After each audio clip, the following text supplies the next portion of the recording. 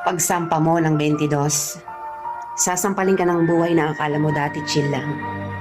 Malalaman mo na yung mga salitang hindi pinupulot ang pera, na dati ay naririnig mo lang sa mga magulang mo. Magtatrabaho ka, magbabayad ng tubig at kuryente. Tapos trabaho, trabaho ulit, paulit-ulit. Mamimiss mo yung batang ikaw, musmos, walang alam sa mundo. May mga gabing bibilangin mo ang oras ng tulog mo kasi akala mo makakatulong ito. Gigising ka para kumayod, umanap ng pera. Perang akala mo sapat na. Pero dahil salat ka, wala kang magagawa kung hindi tanggapin ang katotohanang ganito ang buhay. Katotohanan dahil malaki ka na, malaki na rin ang bigat na papasanin mo. Dahil ngayong 22 ka na o 23 o 25 ka, malalaman mong hindi ka na lang nabubuhay para sa sarili mong pangarap.